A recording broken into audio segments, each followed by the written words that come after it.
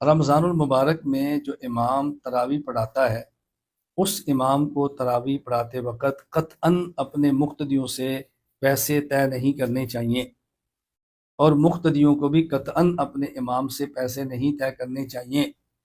تو امام اللہ کی رضا کے لیے اور خالص وجہ اللہ تراویح پڑھائے، لیکن تراویح پڑھانے کے بعد اگر مقتدی امام کو ہدیہ دینا چاہیں تو اس کی گنجائش موجود ہے۔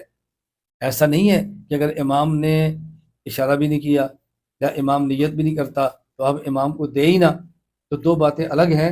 ایک ہے امام کا پیسوں کے لیے قرآن پڑھانا، یہ الگ بات ہے، اور ایک ہے امام کا پیسوں کی نیت کے لیے نہ پڑھانا، خالص اللہ کے لیے پڑھانا اور مقتدیوں کا پیسے دے دینا، یہ دو باتیں الگ ہیں۔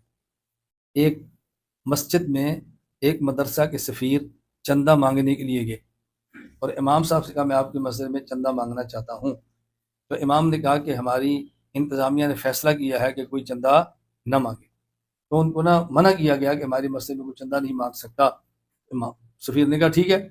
جو ہی امام نے سلام پھیرا، اب سفیر نے سوچا کوئی وقت ضائع نہیں کرنا چاہیے، فوراً اٹھ کے کھڑا ہوا، اس نے کہا میں یہاں پر آیا ہوں چندے کے لیے، میں نے امام صاحب سے پوچھا ہے تو امام صاحب نے فرمایا کہ ہماری مسجد کی انتظامیہ نے چندہ مانگنے سے منع کیا ہے، انہوں نے مجھے منع کیا ہے، میں نہیں مانگتا، لیکن تمہیں دینے سے منع نہیں کیا، تم دینا چاہو تو دے دو، میں باہر بیٹھا ہوں۔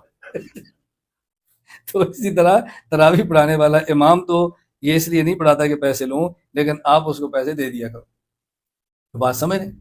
ان مسائل کو ذہن میں رکھا کریں، اللہ ہم سب کو بات سمجھنے کی توفیق عطا فرمائے۔ میں کبھی بعض باتیں ذرا مذاق کہہ دیتا ہوں، لوگ اس کو سمجھ نہیں پاتے تو اس کو فقہی مسائل سمجھ کر الٹا رنگ دیتے ہیں۔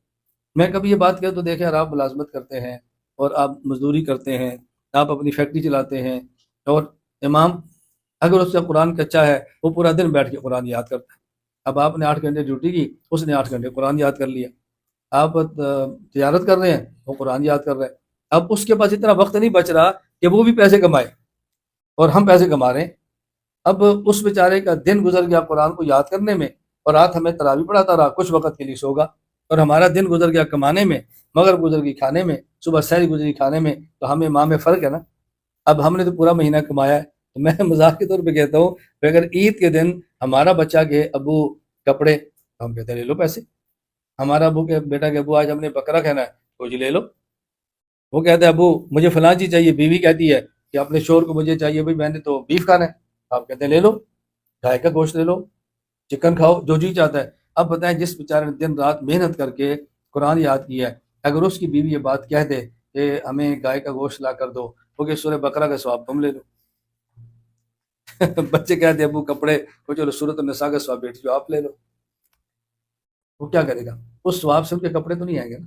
یہ باتیں ہمارے سوچنے کی ہیں، یہ امام کے سوچنے کی نہیں ہے۔ اور میں کئی بار کہتا ہوں بیٹا میں سال ہر سال سے قرآن کریم تراویح میں پڑھا رہا ہوں، میں تو پیسے نہیں لیتا، میں اب تو مرکز میں نہیں ہوں، میرا سال ہر سال تک معمول رہا کہ پوری دنیا کے مختلف ممالک میں سفر کرتا، جہاں جو رات آتی تراویح پڑھتا، اور 29 رمضان کو اپنے مرکز میں آ کے قرآن کریم کا آخری پارہ سناتا، ختم قرآن ہوتا، اور اس کا میرے علاقے کے لوگوں کو پتہ ہے، وہ بیان بھی سن رہے ہوں گے پتہ ہے۔ تو میں ختم قرآن پہ مٹھائی کا اہتمام بھی کرتا، ختم قرآن پہ دودھ سوڈا اس کا بھی اہتمام کرتا، لیکن اس کے لیے چندہ نہیں مانگتا تھا، چندہ نہیں مانگتا تھا۔ کیوں؟ میں سمجھتا مجھے میرا قرآن ختم کرنے پر خوشی ہو رہی ہے تو میں کیوں نہ کھلاؤں۔ میں یہ بات گزارش کروں، میری بات سے کوئی یہ مت سمجھے کہ میں اپنے یا اپنے بچوں کے لیے آپ کو ترغیب دے رہا ہوں۔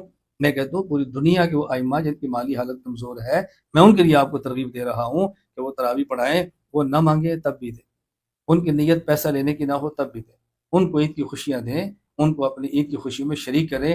میں کوئی فتویٰ نہیں دے رہا کہ ضرور دینا چاہیے اور ان کو ضرور نہیں لینا چاہیے، بس وہ بغیر لینے کی نیت سے پڑھائیں، لیکن ہمیں تھوڑا سا ان کا خیال کرنا چاہیے۔